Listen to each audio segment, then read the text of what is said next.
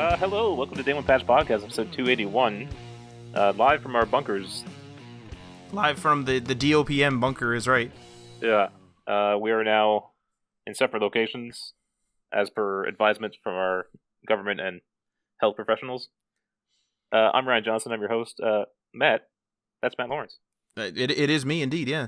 Our very first remote episode, right? I think I Skyped in when I was in Montreal.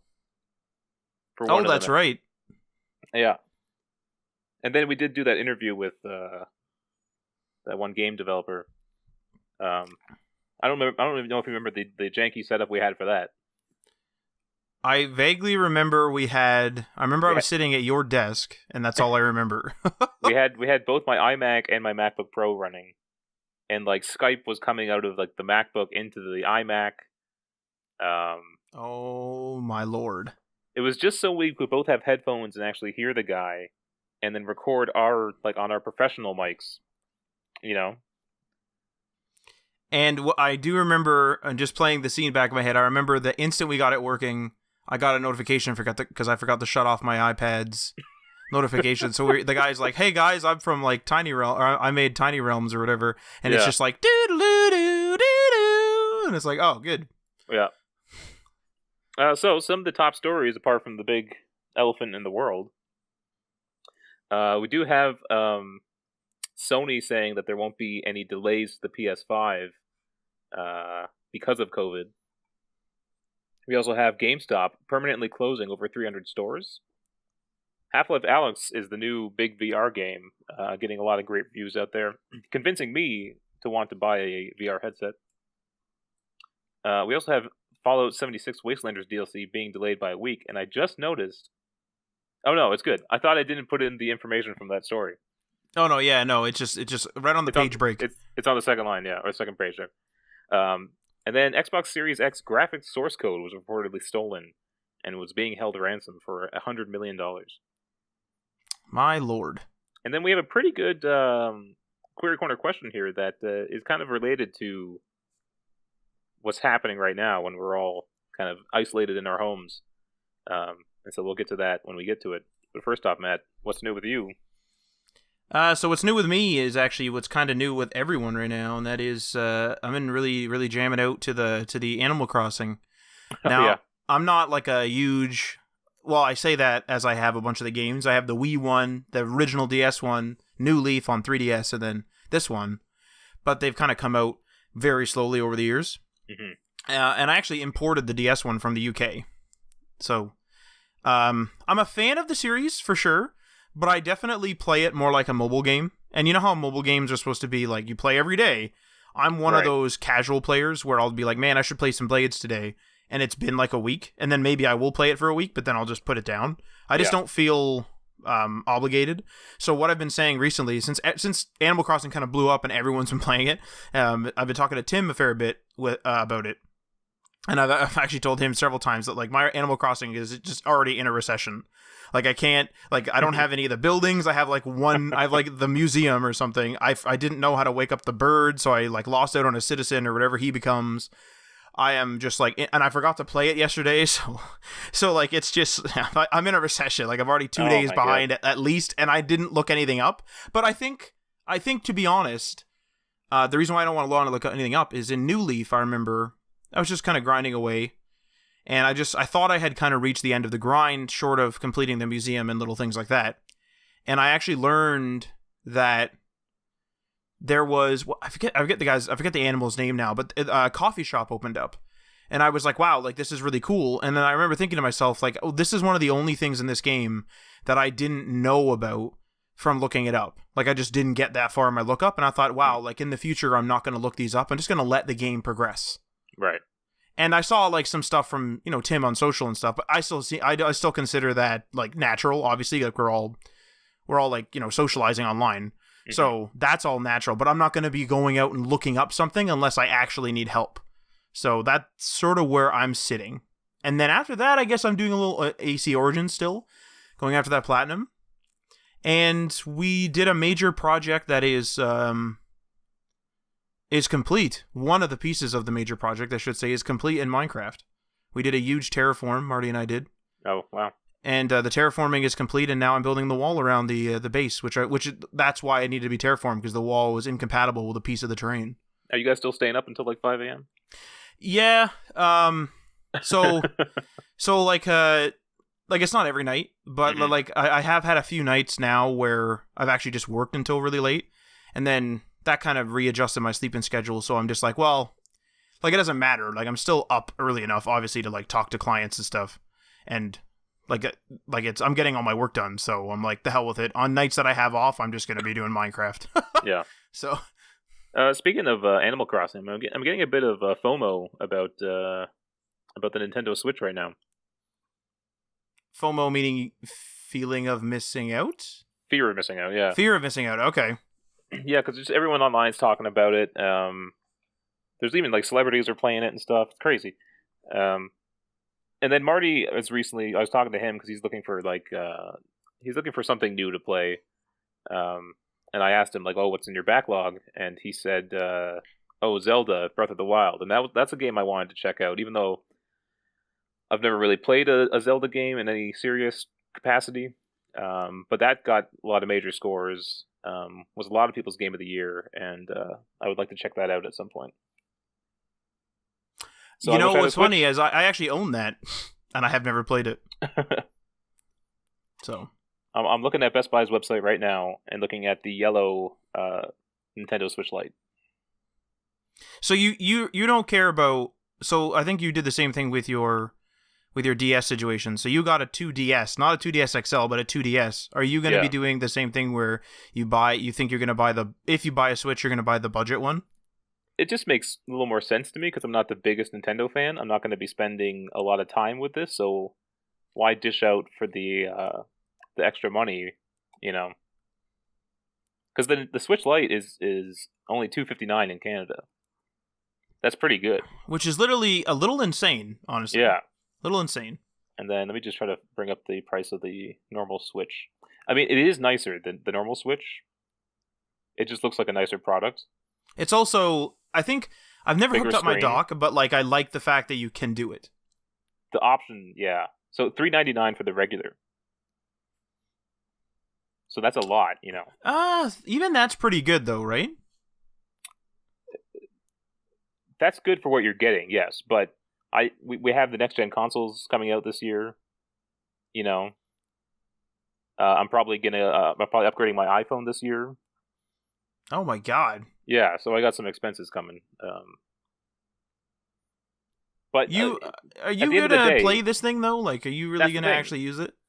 This happens to me every now and then. Whenever there's a big Nintendo game that comes out, I get excited and I want to buy a Switch. Then it dies down and it goes away.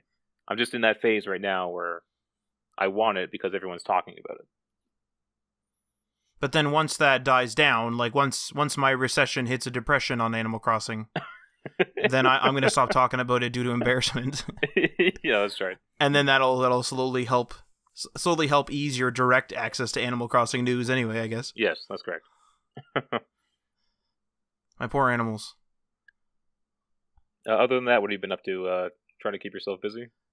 So, I guess one of the things I've been doing is I've been looking at. I want to get into something. What I mean by that is I like to have almost like a project on the go, not necessarily like for work, but actually for just leisure. Mm-hmm. So we were talking last night, and I was thinking of possibly, finally cracking out the Simpsons. I've never watched The Simpsons before. Oh yeah.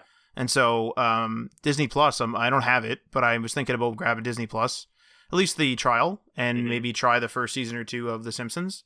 Yep. And see how that goes.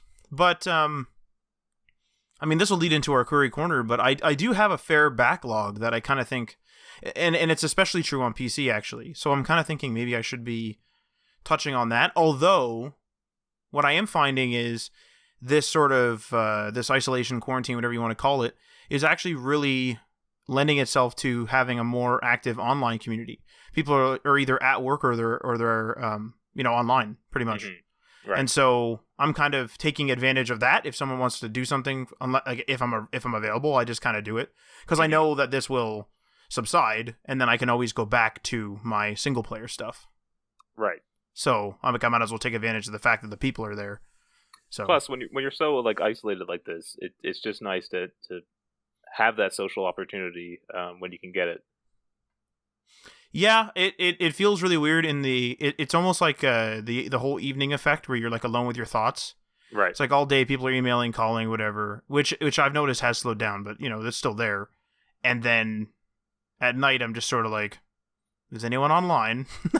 Because I'm starting to feel weird again. Like this is Yeah. It always reminds me of you've played The Sims, right? Yeah. There's that social meter you need to fill up. And it's like when your social meter gets down, you have to do some social stuff to fill it back up to feel better. Actually, speaking of that, are you going to boot up the Sims 4 then? Do you think? It was PSN Plus, right? Free. Yeah, but I have Sims 4 on PC.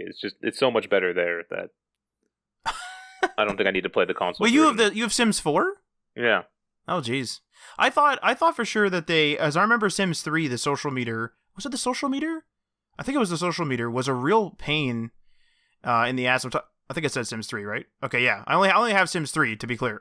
But, other than the free one now, I guess. But on PC, I only have Sims 3. And I remember I had serious trouble with the social meter. Like, my person was always socially, like, inept. And I was like, you're a world-class athlete. Like, he was like an Olympic athlete. It's like, why aren't you talking to the people beside you? Like, what the hell's going on? Yeah, my problem with pretty much all the Sims is, like, the demands on you are too great, I find. And now maybe there's like some settings, maybe there's a lesser difficulty, I don't know. But it's just like, you send your sim off to work, and then they come home and they're usually like hungry right away and you have to eat, but then that takes like an hour. And then you're like, you have to go to the washroom, which takes like an hour. Which takes an hour, yeah, which takes an hour, yeah. Yeah, and it's just like, it's like, oh, you should throw a party. It's like, I don't have time to throw a party. I have to take care of my health. I need to shower because I'm all stink now, And there was no free time in that game where you weren't just managing the health of your sim. What's interesting about when you say that is, why is it that the time scale is all screwed up? I get it from a high level where you're saying, you don't want to have this time scale drag on, like especially if the person's watching TV. Yeah. But like so build mode, it's paused. Buy mode, it's paused. And then when your sim is home, why isn't it down to the minute and not be maybe 1-to-1, but only like twice as fast maybe or something? And then with a speed control. Like, why is it that there is a speed control? Right, but like you're right about going to the bathroom. It takes an hour of the in game. It's too long. Yeah, that's always been a problem. And I used to play I played a lot of the Sims 2. I had a bunch of expansions for that. And I've just slowly kind of grown away from it, which it's one of those games like kind of like Civilization where you're just like, you want that next thing, that next turn, Oh yeah, because you're like, man, I'm gonna get this promotion or whatever. Yeah, and it just sucks you in. You end up playing for like 5 hours, and you look at the clock, and it's like 3 a.m. and you're like, holy crap. So I wish I could get back into the Sims, but I don't know. Is Sims 4, so Sims 3, Sims 2 added the sort of functionality where you can, build your, well, I guess Sims 1 had it too, but Sims 2 and 3 really started capitalizing on the fact that you could go to, community centers and stuff like that, and you could actually interact with the town. So you would build almost like your suburb with your families and your buildings that you're building, like the houses. And then you would slowly but surely also have like these communities like build up, like one person from one household could talk to the other person from the other household. And like actually go into the park. Is Sims 4 like that, but I want to say online? That kind of sounds like a natural thing, right? I don't remember if it's online or not. That's pretty interesting. That does sound like a natural thing. But I'm not sure. I don't know. Because that would be a pretty hilarious stream game. If we all streamed like our family and see what happens. It'd be pretty good. I remember in Sims 3 we had a bunch of people. I think it was like my buddy Nate, my other buddy Joe, and myself, and I think a few other people years and years ago. No, it was Sims 2, definitely Sims 2, not Sims 3. And we had like a full like city. Wow. Like I built like a little mall thing because you could build community plots, and we had like a full out, like multiple families, multiple incomes, mansions, little like trailers, everything. The whole thing. It was awesome. Yeah, it's crazy. I think The Sims is like one of the biggest games in terms of expansions out there. Too much, actually, to be honest. It's expensive if you add it all up, you know? But I think a lot of people, that's one of those big games that they just play, you know? And so the expansion is basically their new game for them. I did hear in high school when Sims 3, I think, came out, that a bunch of people were like, oh, I'm going to start gaming on my PC. I wonder if my PC is good enough. Because they weren't gamers. They were just using their family PC to play The Sims. And so they were done with Sims 2 because it had been a number of years. And now they had to like upgrade their spec or check their spec to play Sims 3. Right. It's definitely one of those games where that's all someone plays. Although, one thing that's weird about The Sims, and I don't know if you remember this, but so like there was a PSP version of The Sims 2, I want to say. Yeah. And I think I have it. I think it's called Sims 2. No, it is definitely called Sims Pets anyway. I think it's the second. There's a Might couple be Sims of them. 3 Pets. I think there was that tropical one too or something. So like that's the question. So on mobile, like on mobile back then on PSP, there wasn't really like download this DLC. It was like I buy Sims 2 Pets. It's like it at that point it was almost misleading. It's a question of, am I just getting the Pets DLC or / expansion like on PC, or am I actually getting a full experience that also just so happens to have the Pets DLC? Right. Yeah. Yeah, I think I had one of those too. Did you ever play Herbs Sims in the City? No. Well, I think I already said this on the show before, but I recently beat that game. That was my first DS game ever. Not 3DS, DS. DS, wow. And I beat it on my 2DS XL, so that's 3 gens over. Pretty good. Jeez. All right. Other than that, I've been kind of hopping around different games, doing a lot of PC gaming, actually. Oh, wow. I've been playing Doom. That's new. Not Eternal, but the first reboot Doom, which has been incredibly fun. Oh, you love it, eh? It's perfect. Like it just feels right. Do you get lost? Yeah, so we had a bit of a chat about this on WhatsApp about you and I seem to get lost in this game, but Adriano said he had no problem at all. I found the map very confusing. I've never been a fan of those 3D maps. I agree with that. I agree with you on that one. And like they have different levels, but they wouldn't necessarily always show you how to get to that level. There wasn't like, oh, the stairs are right here. You know, and so it was very hard to control and figure out where I was, which way I was facing in the world. You know, so I rarely touch the map. Did you ever play a game called Painkiller? It's a game series. There's quite a few of them, maybe 3 or 4 of them.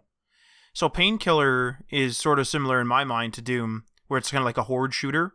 Mm-hmm. So you don't know, you walk around and there's demons and crap, and you just kill them basically. Right. And I always found that game to be really enjoyable because I always, and even in the old ones, I always get lost in Doom, no matter what. And I was thinking like because Painkiller is rather old. I think there's a newer one called Damnation or something, but it's not not like a few months old or anything like these other ones. And so. Well, the other one's, a year old, and this one's like a couple weeks, something? Anyway, so it's not as modern is what I'm getting at. So what would be awesome is having a Painkiller-like experience, but with the Doom mechanics. And I always feel like I'm going to get that from the Doom experience, and then I spend half my time running around trying to find out where the next room is, and I'm not actually killing anything. I'm just walking through a room where there's all these dead things, because I've already killed them. So my clearing of the room is super smooth, as they always advertise, doing all these finisher moves, what executions, what do they call them? That's always super smooth. And then for whatever reason, I get lost, and it's like 15. I spend 5 minutes clearing the room, and then 15 minutes screwing around, trying to find where I'm going. Yeah. Yeah, the problem with Doom is like the marker just shows you the direction it's in, but not how to get there per se. And so a lot of the times you actually have to go in opposite directions to get around like a building or some sort of barrier to get back on the path to find your objective, and it makes it very difficult. I only got stuck once and then like came back like an hour later or so and found my way. Right, yeah.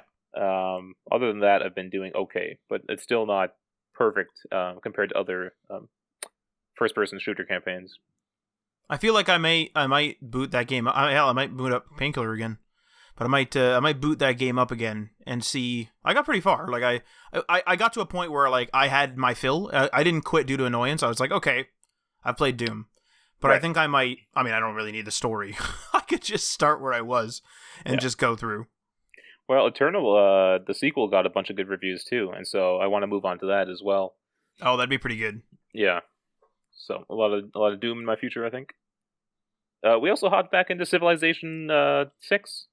Civ 6, yeah. Yep. And I bought the expansions for that. They were on sale pretty cheap, and they were super fun. And no one else has them. So no, whenever we play multiplayer, that's it. Aaron regrets not buying them, but yeah, they're super cool. They added natural disasters. Oh, God.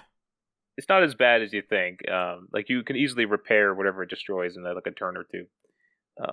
But there's also, you can also build like some defenses. Like I built a dam to like kind of stop some water coming in and stuff. So it adds a whole other layer. There's whole new districts it adds. It's fun, and it adds. Remember in Civ 5 we had the expansions for that. It added the World Congress as well. Oh, there is no World Congress in 6, is there? No. Damn them, holding back features. Yeah. And so it's fun to like then vote on different things. Also, what they updated, you know how if you like say you built like a horse like pen or whatever, yeah, and it would say like you have one horse per horse tile essentially, right? Yeah. Now it actually gives you like a more realistic number. Like if I get the horse tile, I now have like 20 horses, and so that allows you to like trade different sets of amount of horses to other players. It's not just like, oh, I have one horse.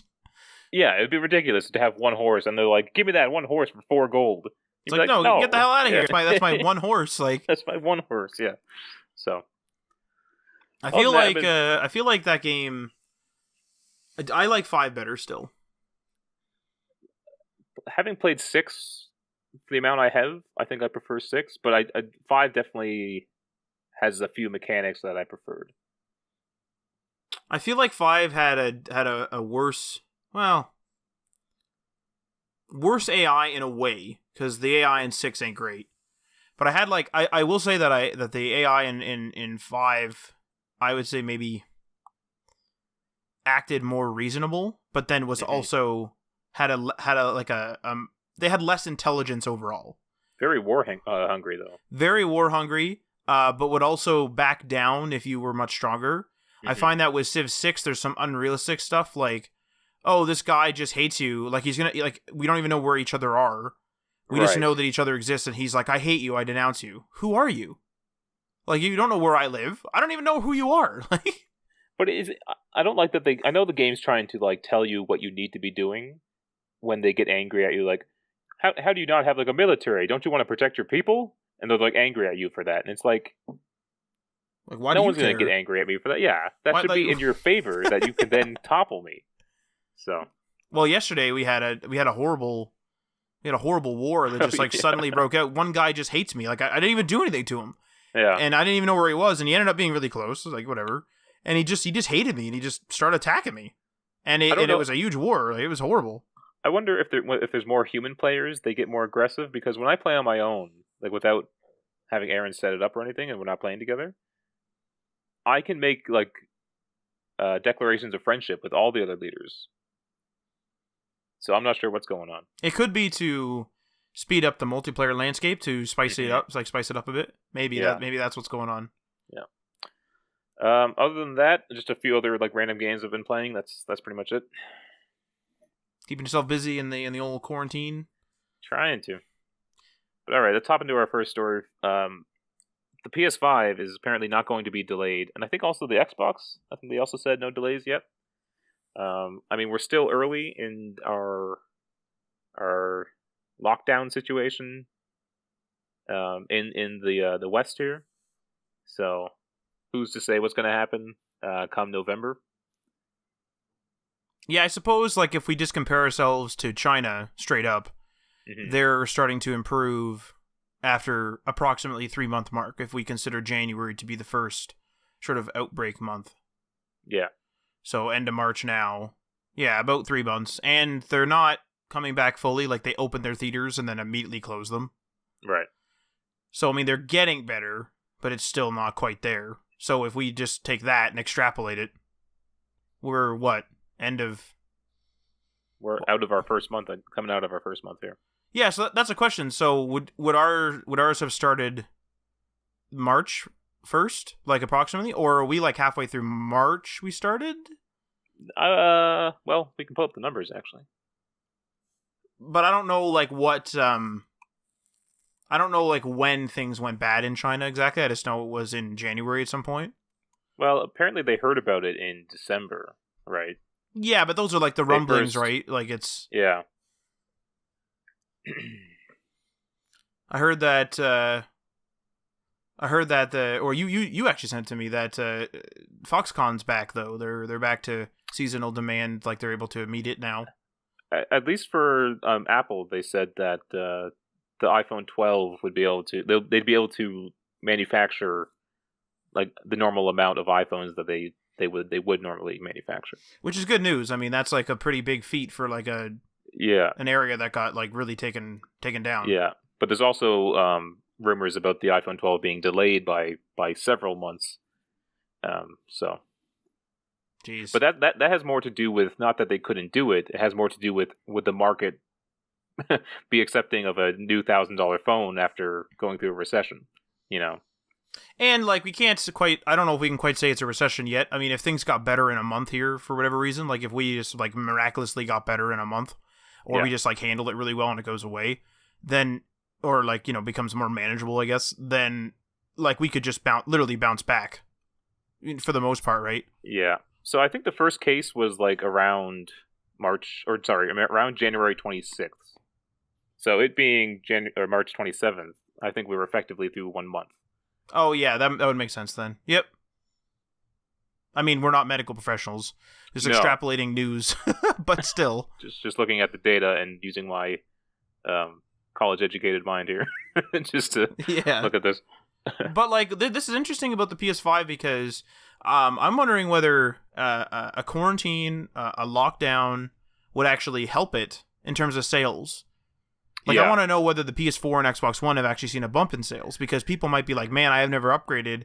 I might as well order online or whatever, you know, and get my Xbox One going because I'm going to be inside for, you know, a few weeks to a few months or whatever it's going to be. So that's really the question, right?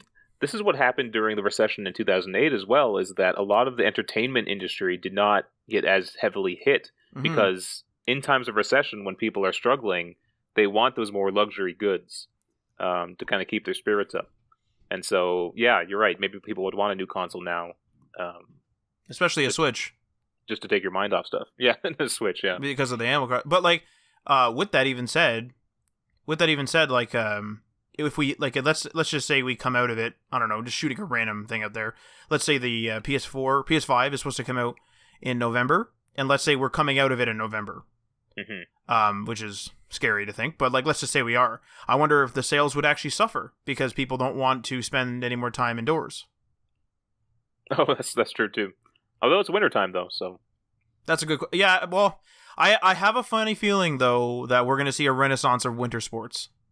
If our summer gets affected, like if our summer has us being completely like, or if our summer itself gets completely decimated, like no events, no, you know, because it's summer, people go outside. If it gets decimated in terms of cancellations, then I wouldn't be surprised if we see a lot more skiers out there this year.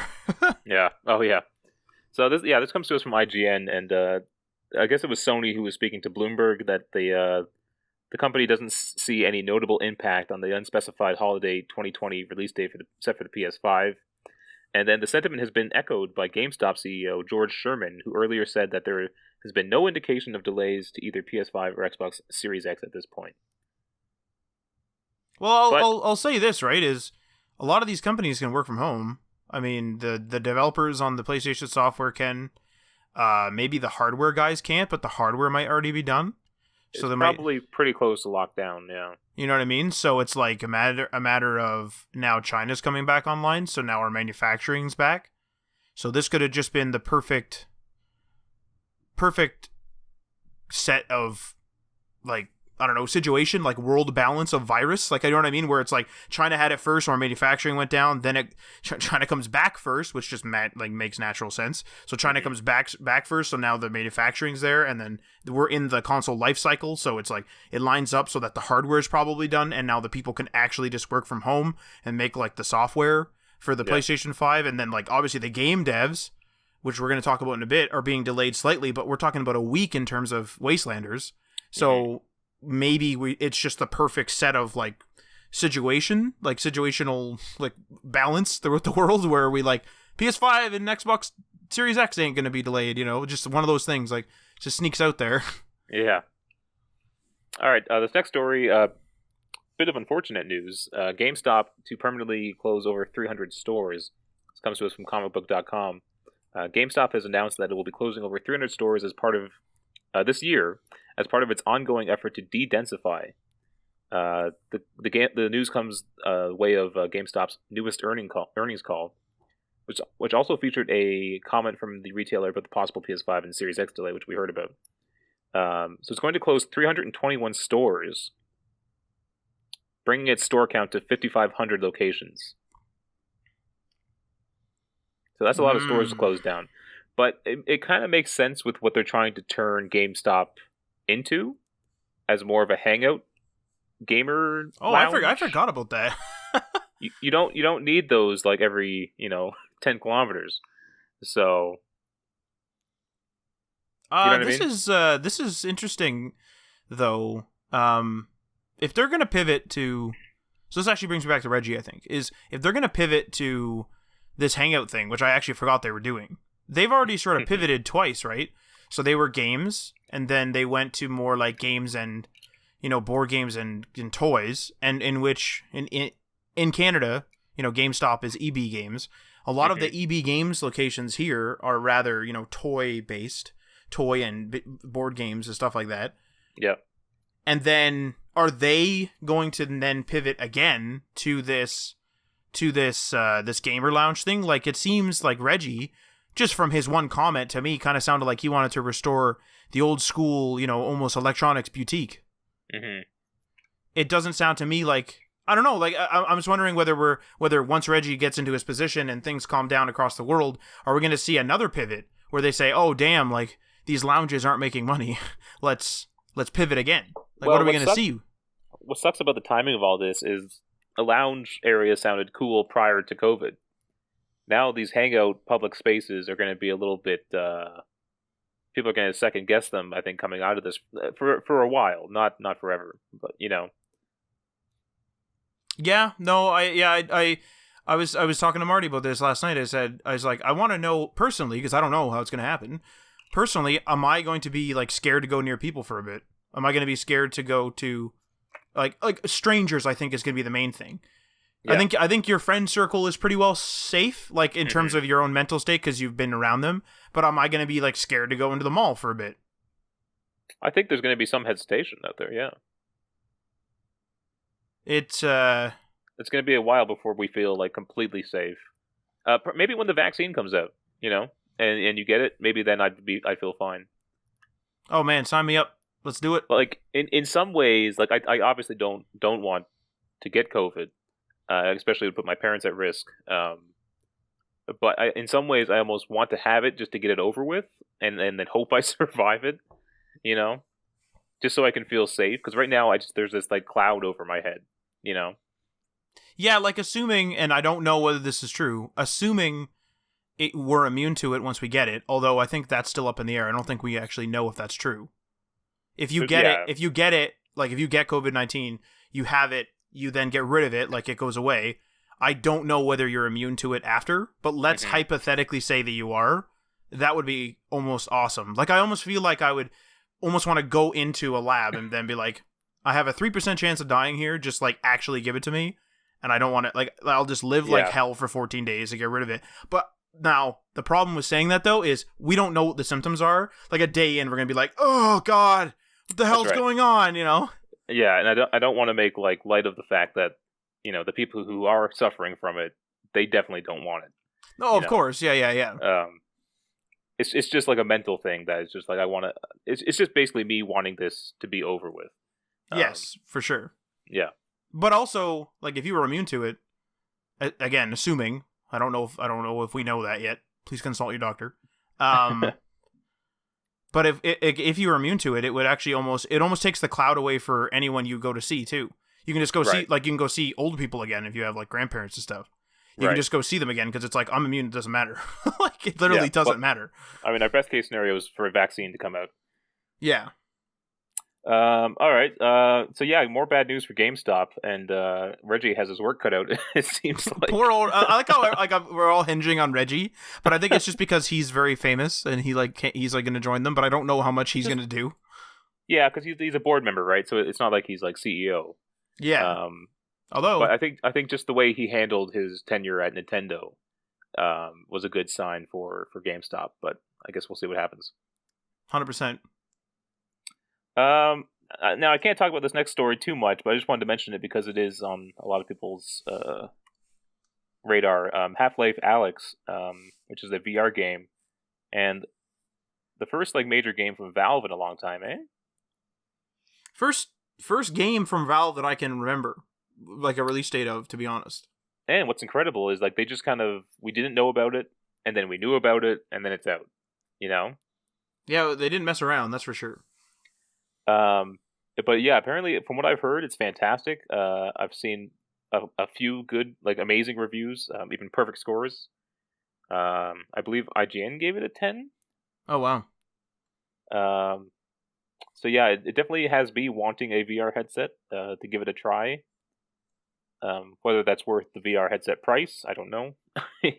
But I think it definitely would be cool. Well, I actually have a question about VR as a whole with something like this.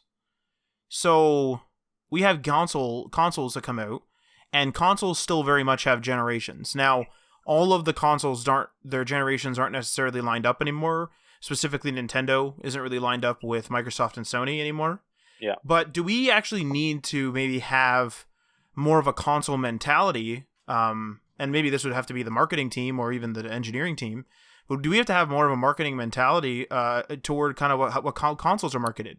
So for VR, do we need to have, this is VR 1, this is VR 2, this is VR 3. Do we need to have that to entice people to come on board? I definitely think it would help because even me, just like I haven't been looking too much into VR headsets. I've been following them like loosely just through some like tech people I follow. And I don't know what version they're on of anything. I don't know what version they're on for the Vive. I think Oculus Quest is the latest for them. But again, I'm not 100% sure. So it's hard for me to know. Like I would want the latest VR headset, obviously. And I would like to know if there's a new gen coming out in a year or two, Yeah. And I think the problem with something like a PSVR, because that's kind of marketed. Well, there's no PSVR 2 announced as far as I know, but like they did make that slightly updated one, but it wasn't like a whole generation jump. But I think the issue with it is the fact that it requires the PSVR. I think that with the PC you have a little bit of wiggle room because you have people that maybe already work from home naturally who have a really powerful PC because they also game. So they invest a lot in their PC, not even thinking about VR because they need to work from it, they game from it. It's their like whatever, they do everything on there. And so it's very possible that to them, a VR headset is just almost like a standalone purchase. Yes, it uses their PC, but they would have had that PC anyway. Whereas on a PS4 type thing, I think that if you're buying a PS4, you would never buy a PS4 just for VR. I think that almost feels weird. Yeah. And so the PSVR almost needs to be its own standalone thing, and then we could have the different generations, although the prices are still going to be probably pretty high at that point if they need the computing power all in the headset. They're the price of a console right now just for the headset, let which alone is the $2,000 computer you need. Yeah, I wonder if it's price. I also wonder if it's cumbersome. Like it's annoying to have to like strap all this crap on. It looks like they have solved that though. Like from the latest versions, like they look like they just kind of there's just one like elastic kind of band on the Quest. I think that you just put on the back of your head and you're ready to go. You don't have to tighten anything or adjust anything. Those are interesting. But the most accessible ones until maybe the Quest now, well, I mean, these are probably even still more accessible, is the little VR headsets for your phone. And those didn't seem to go anywhere. Like there were different versions. The Gear VR the Gear VR by Samsung was, you know, a higher end version. There were the lowest ends of version, which would be the Google Cardboard, but it seemed to just be like a novelty. Like I wonder if VR overall is just a novelty too. Like there's so many questions I think with the VR market. Yeah. Like how good is HalfLife Alyx? Like are we talking a 360 game? Or are we talking a Xbox One game? Are we talking a Series X game? Like without that VR, yeah, but like in terms of like VR 1, 2, 3, whatever, we don't really have a clear cut. Like consumers are gonna be like, I don't know. like Super Hot's been out for years. Have we gone further than Super Hot? Probably, but like there's no clear. Like it is clear when you jump a gen. Like PS4 is better than PS3. You know, Quest is probably better than Oculus, but is that better than like the Vive thing? You know what I mean? There's no clear cut. I think it's confusing to consumers. So now, have you played Half-Life before? I've seen the first one played when it was newer, so I was very young, and then I have personally played the second one, but very little. I tried to play the second one a few years back and never really got into it. And I recently bought Half-Life 1, and that one is old as hell. Oh, Half-Life 1 is old, man. So I might just watch a Let's Play on that or something, because it's janky. That was pushing the bar back then, right? And so when you're pushing the bar, there's no refining your mechanics because no one else has tried it. And you can tell, like, just comparing it to the games around that era, it was doing a lot of the things that were like new and cool, because like the styling of it and the storytelling of it is very modern. You know, yes, like it almost feels like a BioShock a bit, has that kind of vibe to it. Just in the way it's telling, it's because the world itself is a story as well in these games. You know, right? Yeah. And the opening to the first Half-Life, you're on like this tram or like this trolley car going through this massive, you know, facility. It's fantastic. It'd be great to see it redone with today's graphics. Well, the beginning of Half-Life 2, you know that you start out in that tram and then in a tram, and then I don't know if the first one you start in a tram too, maybe, but in the second one, that's what I was talking about. Yeah. In both, okay. So I thought you meant two. Sorry. So I didn't know. So the first one and the second one both start that way then, but the second one you get taken to like, and I'm not a Half-Life person, so I don't know exactly where this was, but you get taken to almost like that prison where those guards watch you and they tell you to do stuff and you don't do it. They like beat you and they have to do it. Yeah. You know what I mean? That actually was very dystopian, obviously, very, very dystopian, and that's actually the reason why I was interested in Fallout 3. Oh wow. Okay. So that was like where I was like, whoa, this is really dystopian, but like I don't know the story. I don't know who these people are. I don't know what these head crabs are. I just don't know this. Like I wonder if I could, get into a dystopian game though, because I really liked that intro part, but I just couldn't get into the other pieces of the game. So do you think maybe if you never played Half-Life 2 that you wouldn't have played Fallout? Very possible. Although which is now like one of your favorite franchises? Very possible. Or I would have played it late, potentially, because I did like Elder Scrolls at the time. Okay. Oh, yeah, you're big on Oblivion. Big on Oblivion, but I would definitely say that I would have probably... It would have been late, or I wouldn't have really gotten... Like, I was definitely... Like, if I think about Fallout 3, I immediately think about that intro part to Half-Life 2. Mm-hmm. Speaking of Fallout, our next story here is that the Fallout 76 Wastelanders DLC, which we've been waiting for quite some time, is being delayed by a week. And this is again because of the coronavirus, because the good folks at Bethesda are working at home, which is causing complications. The story comes to us from IGN. So Bethesda announced that the Wastelanders DLC during their 2019 E3 conference and called it the biggest update yet that will bring human NPCs with full dialogue trees, a new main quest choice and consequences, and much more to Fallout 76. Original release window was fall 2019, but it slipped beyond that with a new release date of April 7th. Now has been delayed just a week to April 14th due to the impact of COVID-19. Which I get, but it sucks because it's already been delayed a bunch. Yeah. And we're both worried about this being a colossal mess. Oh yeah, like the fact that they had I don't know if you remember this. They did some sort of fix or something for the power armor months ago. Yeah. And remember they moved everyone to that random station? Yeah. Stuff like that. I kind of feel like there's going to be some, missing items, missing camps, weird unlocks like gone. Like I think that this might I'm worried that this might actually break the game. What's disappearing? The fact that they can't fix my belly button. Oh, that your skin keeps getting patched and then unpatched. It's like you have a high resolution like skin texture, then you all of a sudden don't. Then you have it, then it's gone. Then you have it, then it's gone. I know that's like low on the list of bugs they need to fix, but it's just I almost wish that, and this is kind of for government too, that you have obviously your big institutions to work on the big issues, right? But I almost feel like they need like a small one to work on the small issues, because those ones chip away at you. You know what I mean? It's like death by 1,000 cuts. It's just one other thing to complain about when your camp crashes or when your camp disappears or something. It's just another thing to complain about. Yeah.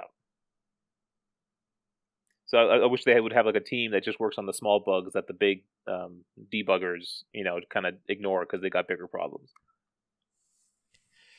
You know what's interesting actually is I wonder if that would be almost something that you could almost make a business out of. You could just be the studio that fixes the little things for like a bunch of guys, and then you never really touch the big stuff, and they always have to approve it anyway. So you're like in a low stress, low on the totem pole bug fixing company, and that's all you do. Yeah. That's where developers go to slowly retire. They go to a less stressed environment. All right, and our final story here. The Xbox Series X graphics source code was reportedly stolen and being held for $100 million ransom. Comes to us from IGN. A hacker has reportedly stolen the Xbox Series X graphics source code. The news arrives through a blog post on the AMD website where the hardware company explained the situation. We were contacted by someone who claimed to have the test files related to a subset of our current and future graphics products. According to a report from Torrent Freak, this stolen data was found in a hacked computer and includes source code for AMD's Big Navi and Arden GPUs. The latter is rumored to be the Xbox Series X 12 teraflop GPU. Segments of the code have been posted on GitHub and subsequently removed. The hacker is asking for $100 million for the code and is threatening to dump the entirety of the stolen data if a buyer isn't found.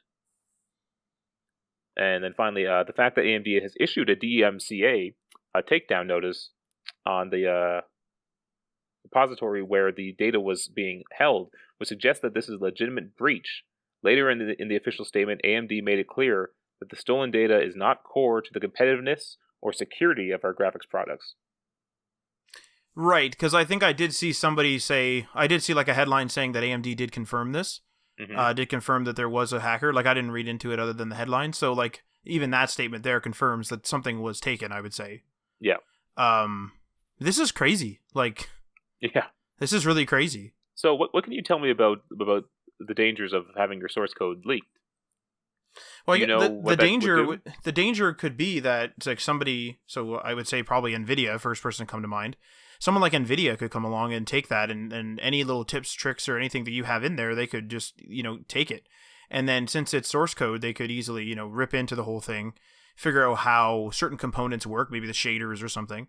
And then they could write their own thing with, like, I mean, they could essentially copy it, I guess. But if they wanted to be legal about it, kind of, I don't know what the legality is of looking at something that's stolen.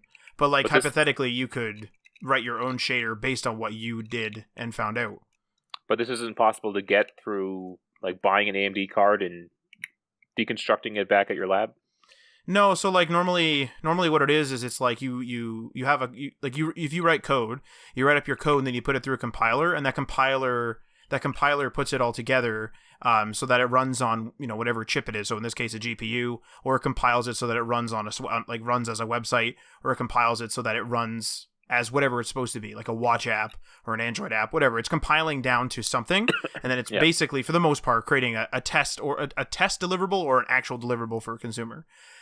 So the source code is the before step. It's what the developers actually wrote, and that's actually like, so essentially what you could do is AMD, or like this AMD code could be taken by a competitor, and then if they had a compiler and they knew how to like do it, they could put it through the compiler and actually essentially get, you know, if this was a driver, they could get an AMD driver out of it.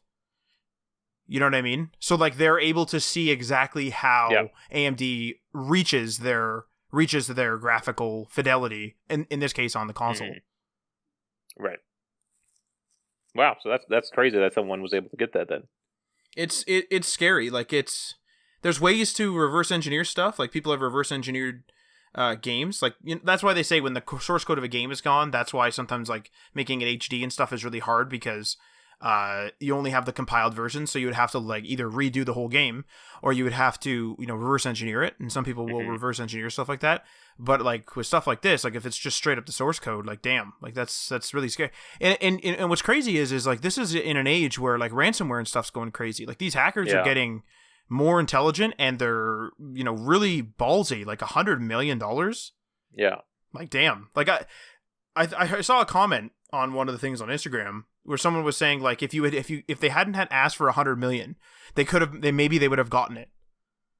If they had said right. like 2 million or 5 million, they could have been like, oh, here you go. And then they would have just moved on. And maybe they would have went after them legally, but they would have just like paid it and then moved on. But now it's 100 million. It's like, this is like a PR worthy number, which is maybe even the point, but they posted it on GitHub looking for a buyer. It wasn't like they were blackmailing AMD saying, you know, I want you to give me money.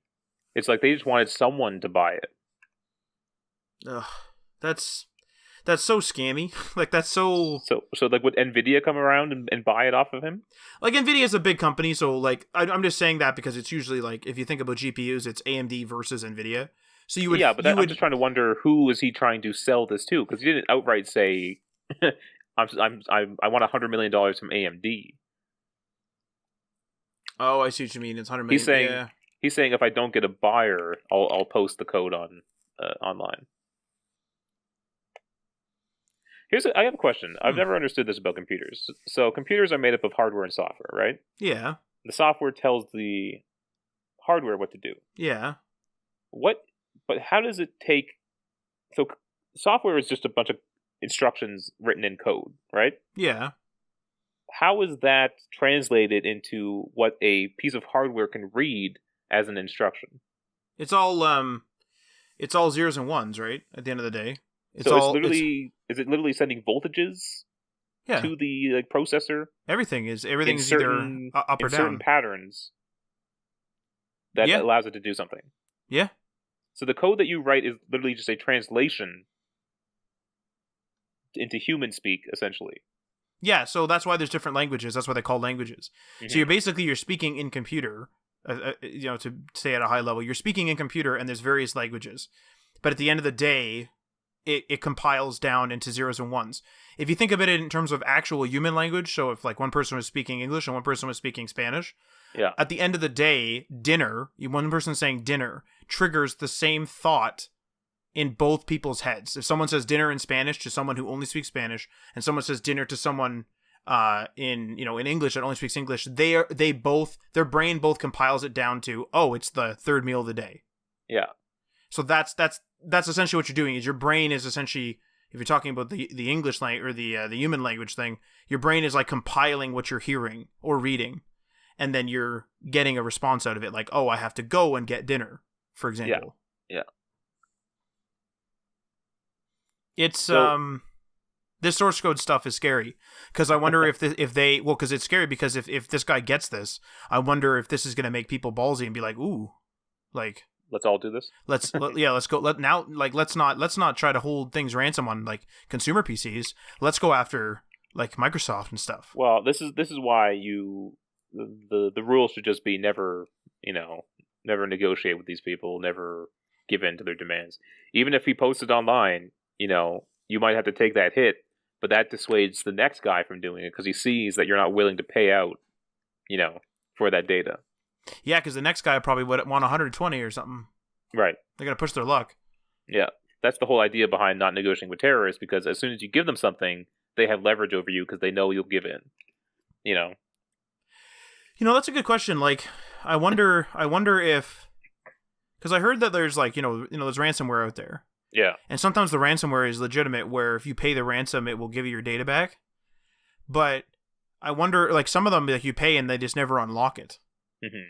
And so I wonder if ransomware wouldn't be as bad if people just didn't pay. Like, if nobody paid. Oh, probably, yeah. But the problem is people want that data back. People, want or need the data back, yeah. Yeah. I've even heard stories of, like, governments who are, there's some sort of group out there that kidnapped someone and was holding them for ransom. The government won't pay it out because they know if we pay this out, we'll be paying out millions of dollars for all sorts of people. But the families will do it.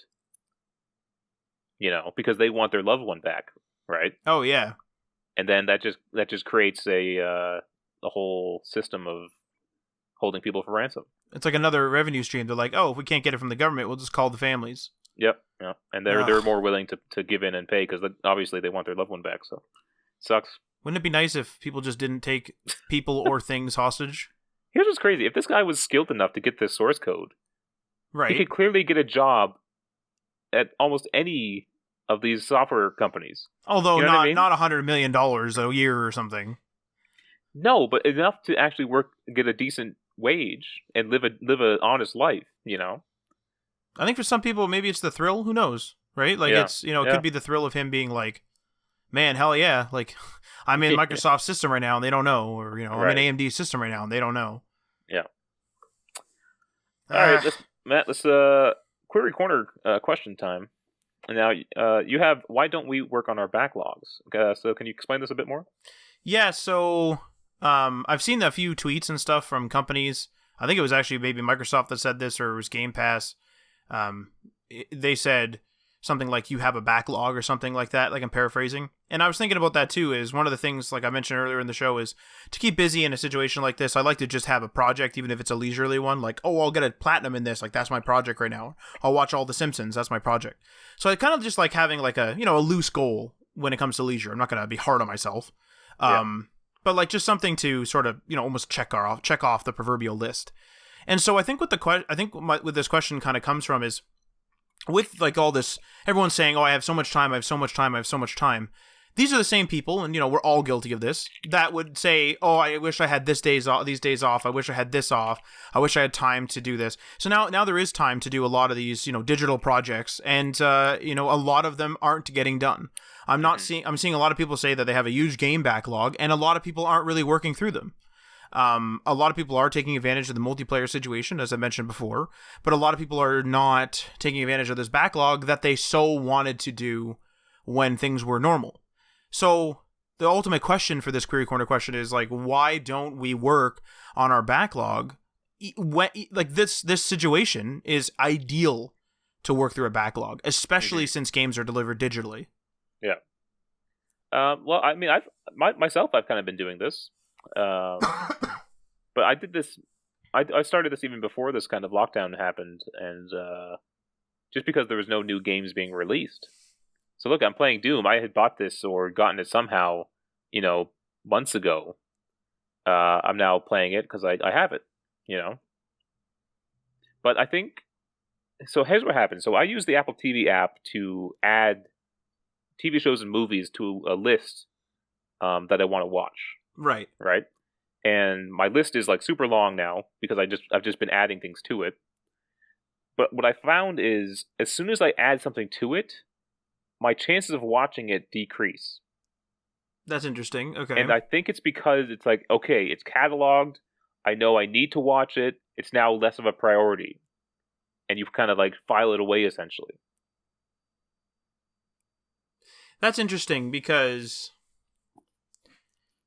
that's almost like you took the first step, added it to your list, or maybe you bought something, like you bought a movie on sale and then added it to your list, right?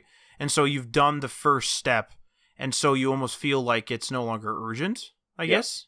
Yeah. As long as you do something, the urgency's gone. If you categorize it, the urgency's gone. Yeah. And also for me, I like newer games just because I like going online and seeing references that people make or people talking about it, and I like to feel like I'm part of that conversation. I'll understand what they're talking about, and so that's why a backlog is not a priority for me. Would you say though that, like, so you almost have, and you've kind of been breaking this rule, but you almost have like a time, not a time. Oh, I guess it is a time limit actually. So you almost have a time limit where if a game gets to a certain age, you sort of stop playing it. Now, recently you've been playing Origins, like AC Origins and stuff, so that's been kind of been broken at this point. But I don't know whether you're planning on going back to that. But would you say that has anything to do with it, where you're like you yourself can't almost have a backlog? Yeah, so I guess we should define backlog here first of all, because I own a ton of games, especially on Steam and stuff. But I don't consider, so I have my Steam library open right here. The Fear series, Oh my god. Oh my god, that's an old series. Okay. I own like Fear 2 and Fear 3. All right. Do you own like all the little spin-offs like Fear Extraction and Fear Perseus Mandate? Yeah, correct. Oh damn. Okay, so I own all these Fear games. I don't consider these on my backlog because I don't intend to play them. Why do you have them? I think they came in some Humble Bundle. Oh, okay. Okay. So I wouldn't consider those backlog games because I'm never going to play them at all. That's interesting. It's interesting. It's interesting because you're... How do I describe this? It's like maybe you're a collector, is the word I'm looking for. Because I'm a collector of old Pepsi stuff, and a collector will grab that new thing, and that'll be like the pride of your collection, but you won't be picking it up every night. It'll go on a shelf, and then that's it, sort of thing. And that's its lifestyle. And now you're after, or that's its life cycle, and now you're after the next big thing, the next thing you don't have, and then that goes onto a shelf. And so I think that's why a lot of people think it's impractical, if you will, because I know that like obviously having all the fears and never playing them, obviously just sounds impractical. Right. But it doesn't to like a collector. Like people would say it's dumb for me to have all this Pepsi stuff. It's like it's Pepsi, get over it. But to me, it's like no, like I have all this stuff now.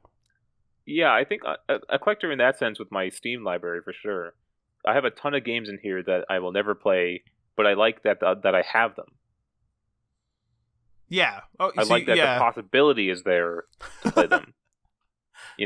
Yeah. And that's why I like Humble Bundle so much, because like there's just like a collection of like 30 games you can get with it or whatever. You add them all to Steam, and it's just like that feels good. They're all in the Steam now. They're all nicely sorted.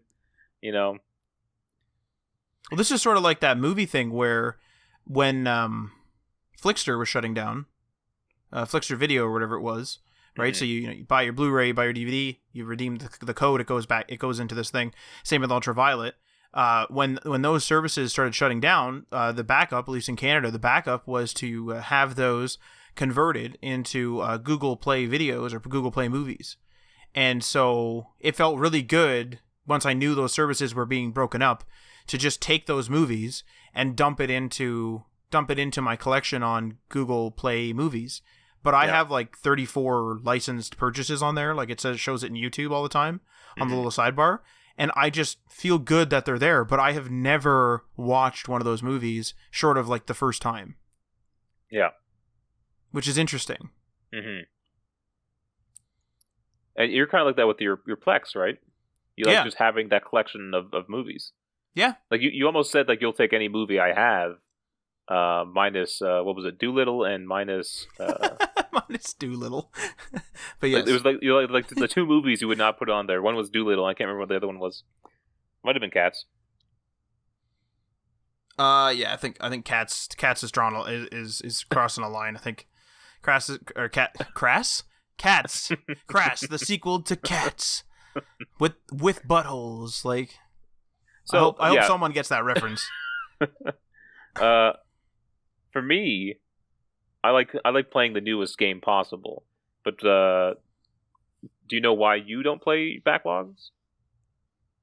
So I don't know this. Okay, so in this particular situation, I find myself really weird. I'm strangely fascinated by numbers in this disaster for some reason in this COVID-19 situation. So in this particular situation, I think it's because of that. Because I'm reading numbers all the time. I was trying to invest in the stock market. I was freaking out about that because like the stock market's going down and stuff. Like I was freaking out about everything. But I noticed what caught me was, or what I guess I caught myself was, I was freaking out about everything to do with numbers. You know, number of infections, number of this, the price of stocks, like everything. I was just freaking out about numbers for whatever reason. And I don't know why that necessarily was, but it distracted me, and it is still distracting me to an extent, from everything else, from work, from play, and everything. I don't know what it is. Maybe it's like I'm worried about the virus, and then I'm applying that worry to numbers for some reason, like some weird subconscious thing. But like, if we take it out of this situation, and we talk about like if I just have like a couple of weekends off, or just have a weekend off, I don't know why I don't boot up something. I think it's because it's easier to play something that I know. Maybe. Maybe it's because sometimes I feel obligated. If someone else is online, I'm like, oh, I should, spend time with them because they're going to log off in a few hours. And then that leads to like 2 or 3 more people coming online, and then the whole day is gone, which is fine. Like, I'm not complaining about that. But I think maybe that's the reason. That's probably why I went on for such a long time. I went on that big multiplayer kick with like Red Dead and 76, and we were going ham in all those games. Yeah. I didn't do any single player for 6 months, something like that, like very little. And I started coming back. I did like AC Origins and I think something else. But the backlog's weird. Like I have a bunch of 360 games. I have Game Pass. And I don't really browse it. Like I look at it here and there. I don't use it. I don't know what it is. I don't. You know what it might be. It's when we were kids, or at least when I was a kid, getting a game was sort of a bigger deal. They're expensive, and so it's like, well, we'll get a new game. So then you play the crap out of it, and you just keep playing it. Now I don't know whether like the magic of what a game has like worn off of me, and I want I've tailored my likes. So I I know exactly what my genre was. Whereas back when I was a kid, it was like almost anything was good. I would just play whatever it was for hours. Yeah. And so what I'm wondering is if, first of all, it might be that tailoring where like, oh, I want to play a Fallout-like experience. I go to play another post-apocalyptic game. It's not as good. And so I just get this like sour taste in my mouth and I wait for the next Fallout game. Maybe that's it. Also, I think it might be to do with the fact that I want to say games are longer, but that's not really the case necessarily. You can take AC Origins and you could probably beat it pretty quick if you just, games are bigger, which can make them longer. Right. And a lot of games are no longer a single player only games, and so something like the original Uncharted was maybe, I don't know, 15, 20 hours. Well, with that being said, I haven't even beat the Modern Warfare campaign.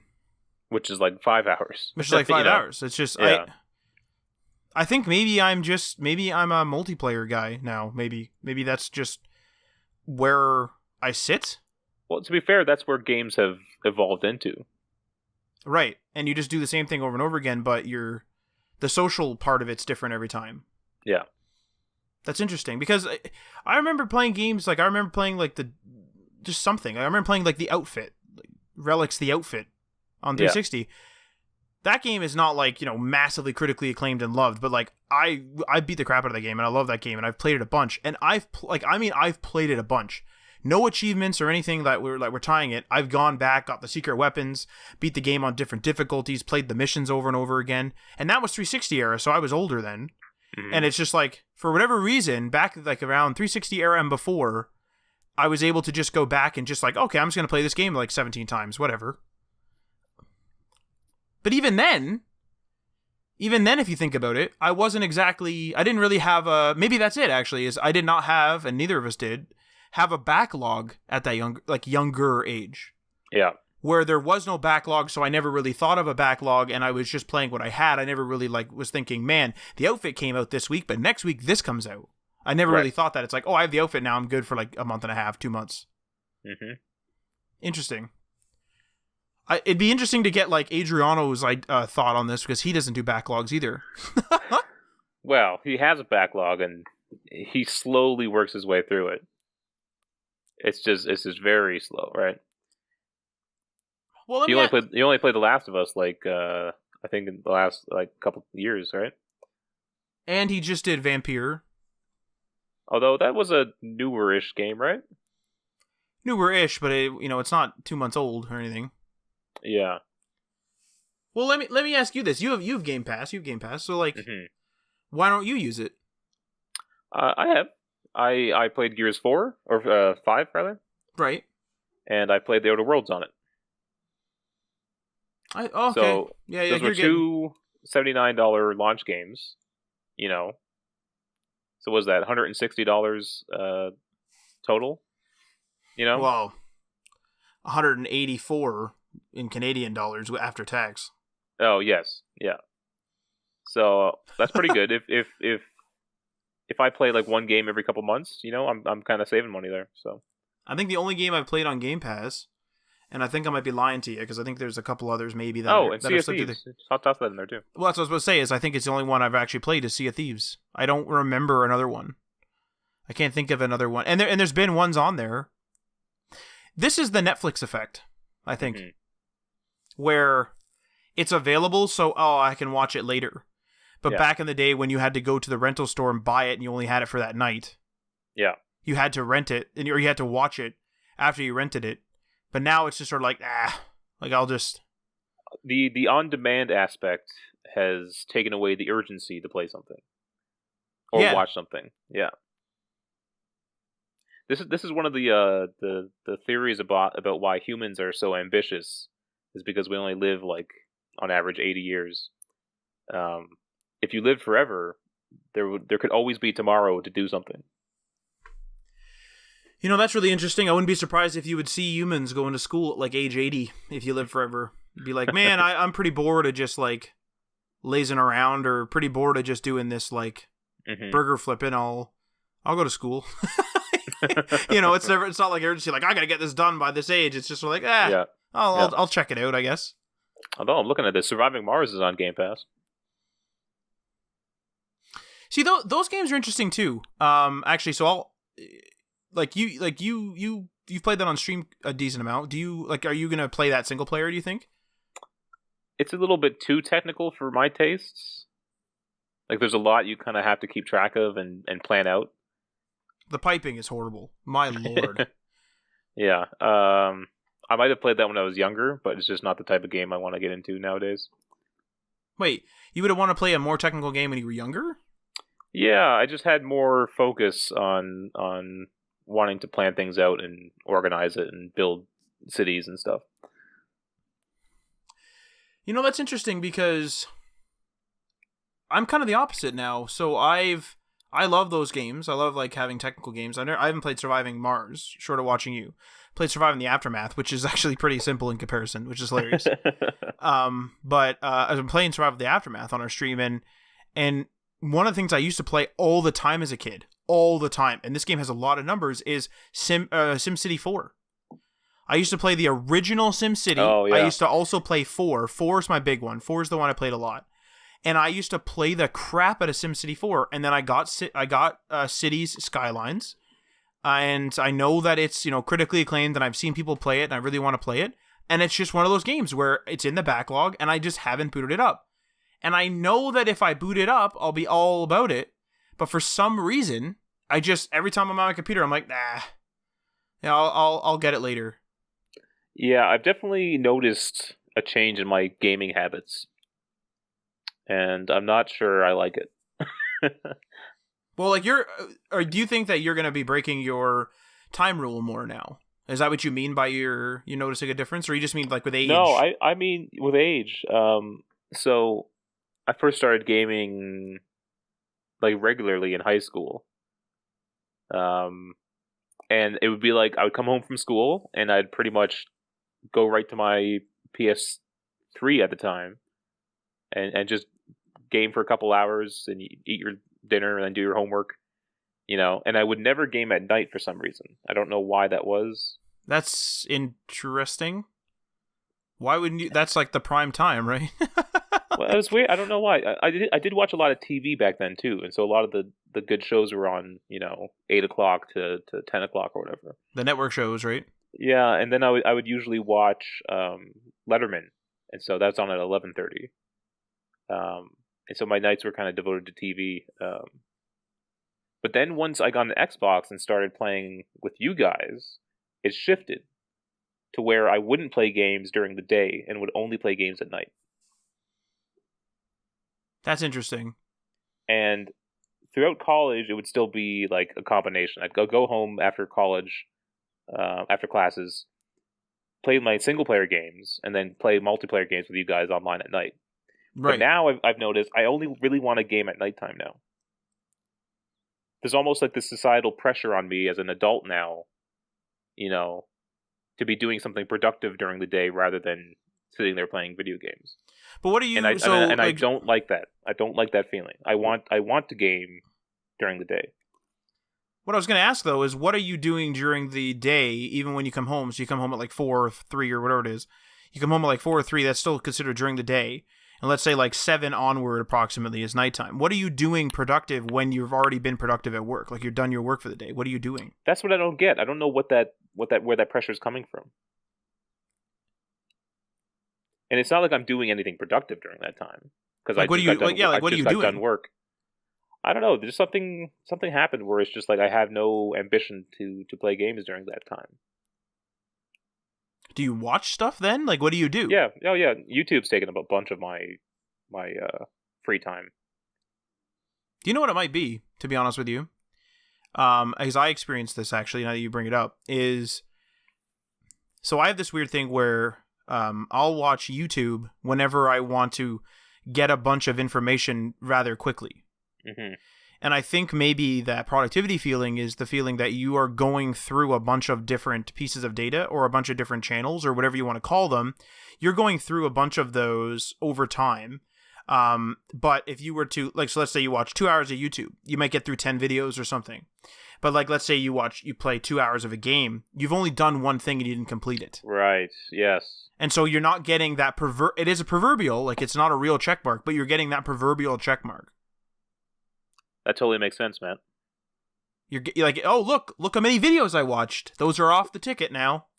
They're accomplishments. They're accomplishments. And tomorrow, there's going to be a fresh run of uploads that they're ready to give to you.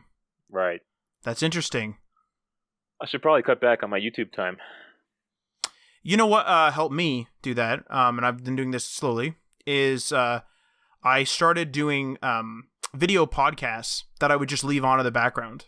Mm. And what that ended up doing was it sort of tailored my home screen a little bit. And so like, that's like almost like a physical change to force me. But then it also allowed me to be like, while I listen to Joe Rogan, I could, boot up my Switch. Right. And then eventually I was like, damn, like when I come home or when I'm done my work, I'm like, damn, I want to play some Switch, and it changes that mentality because I don't care about the proverbial checkmark. But you're 100% right. There's a reason why I haven't rushed through Origins to get to the Platinum, because I feel like, I'm spending this huge chunk of time all at once just getting this Platinum, but it's like, who actually cares? The amount of time is going to be the same amount, whether it's, an hour today and then an hour each day for, 100 days, or whether it's 100 hours in 4 or 5 days or whatever it is. I mean, that's a lot, but you know what I mean? It's the same amount of time. Yeah. So I think... Because another big one, and I think you do this too, is YouTube in bed at night. Yes. Because I feel like I need 100%. to get a couple of check marks in bed. Mm-hmm. Sucks. Don't like it.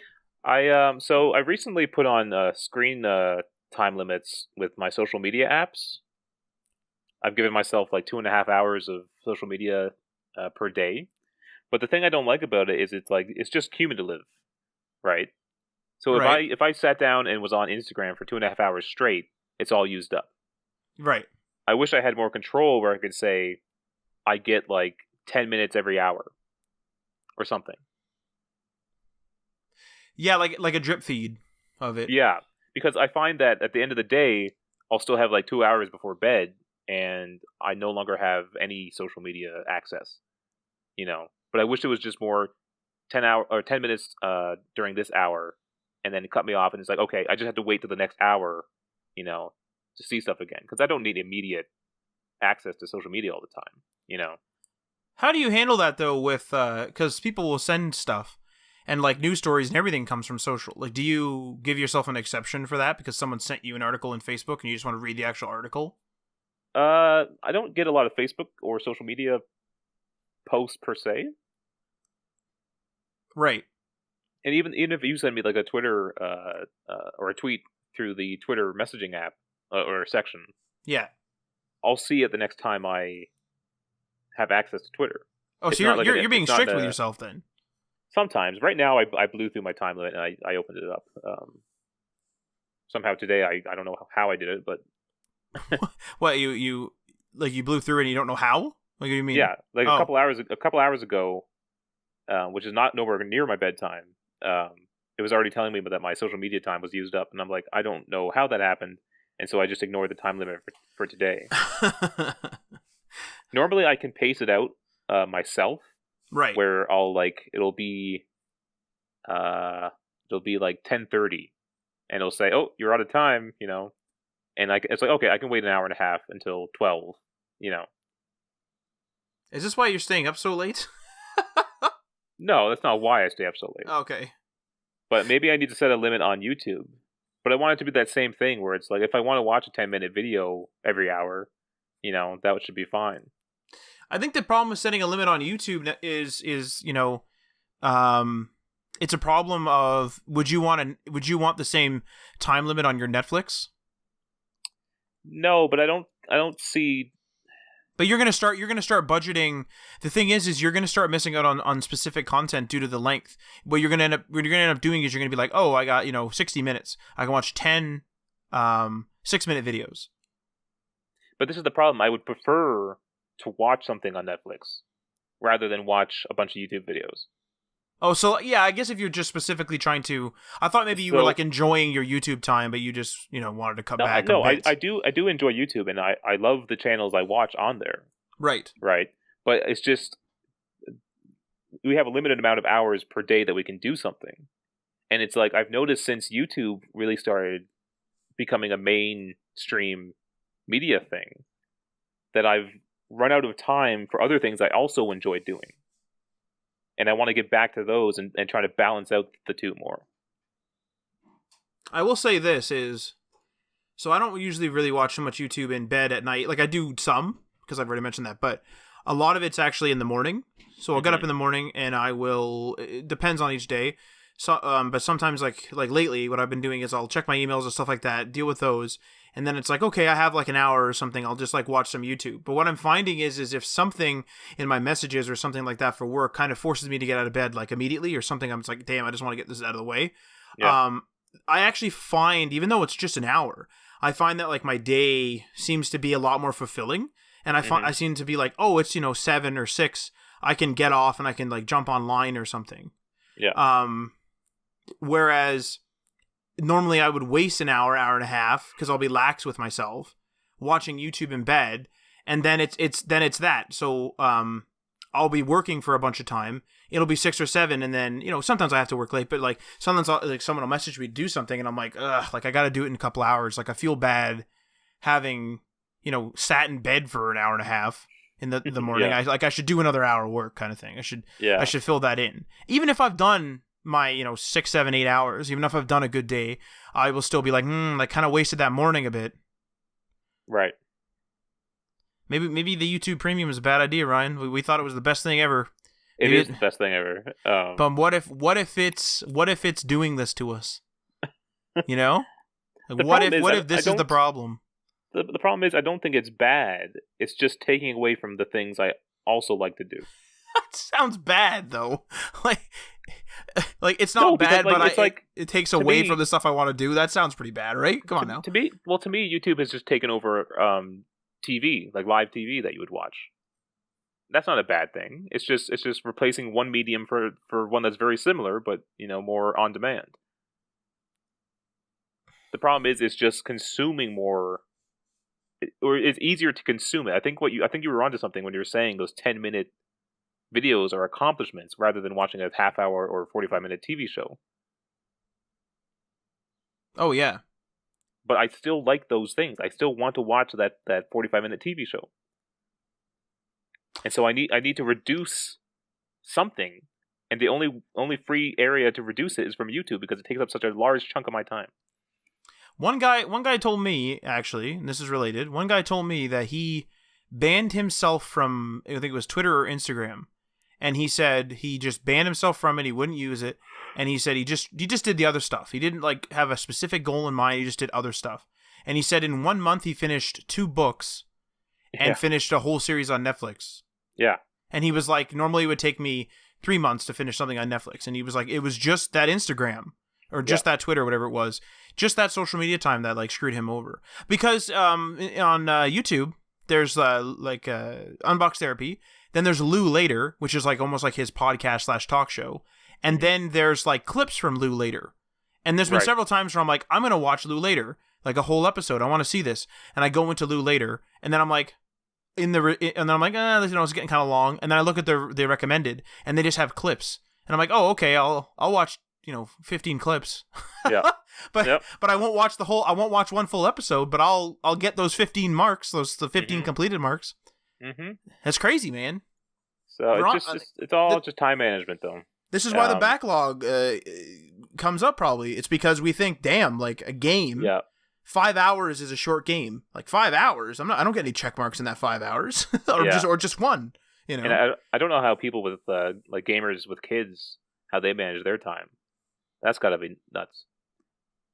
I mean, admittedly, they probably just. I mean, the kid gets older. Kid can do some stuff by itself. Also, kid goes to bed earlier. Yeah. So thankfully, I don't use Facebook nearly as much. It's the one social media app that's still locked out right now. Because I still just don't locked need out. it. What do you mean? Like due to your limit? Yeah. Oh, okay. I undid the limits for Instagram and Twitter for today only, but Facebook's still locked because I just don't need it. So now I'll ask you one last like little question on this then.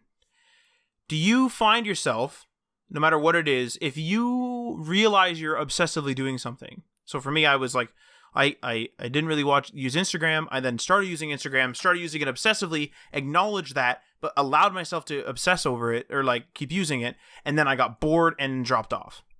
So my question is, do you think, or have you ever had this experience where you just drop off? Like you just say like, instead of fighting myself and being like, no, like an hour a day or something, instead of me fighting myself, I just get naturally bored. And I'm just like, I've seen enough memes or whatever.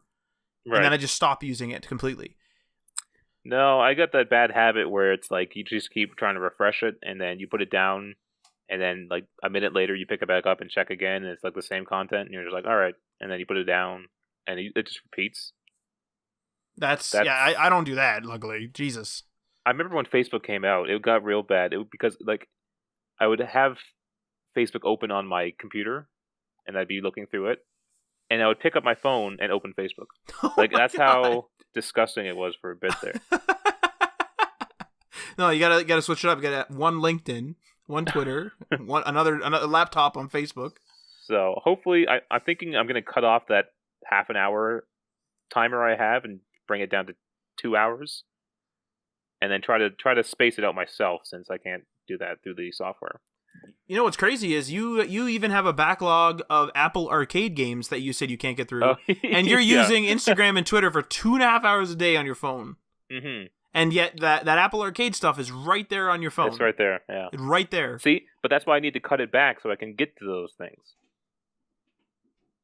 Maybe you should cold turkey it one day. Just no social media? No social media, or maybe just when you're engaged. If somebody sends you something, you can look at it. Right. If you are going to post, just so that you don't think you're forcing yourself. Mm-hmm. So you're not like resisting. You're just like, oh, I don't need to post, like whatever. And then maybe, or even like just maybe try that. And then I bet you'll get to the point where you'll want to check it, but it'll be like so few and far between that it will be like, whatever. Or do as Casey Neistat did, or maybe still is, I don't know. He like stopped using a bunch of social media apps on his phone, and he just used them on computer, And he ended up, like, slowly but surely, he was just sort of like, nah, like, I'll just check it when I get to my computer, that's fine. And it became, like, he wasn't fighting himself, it just became like, oh, this is less available, I'll just use it when available. But he wasn't running to a computer. If that makes sense. Right, yeah. Well, I mean, this is the age we live in. I'm curious how younger people are dealing with this because they've grown up with this as their life. They're still on Farmville right now. They didn't hear anything we just said because they're on Farmville right this very second. Farmville. They're waiting for the Easter event, I bet you. Oh, yeah. All right, Matt. Well, thanks for joining me. Hell yeah. Our very first remote podcast. Although I know you said 2 other ones. I just want to say the very first, I think. I just want to say that statement. Our first from all of our original homes. Yeah, there you go, yeah.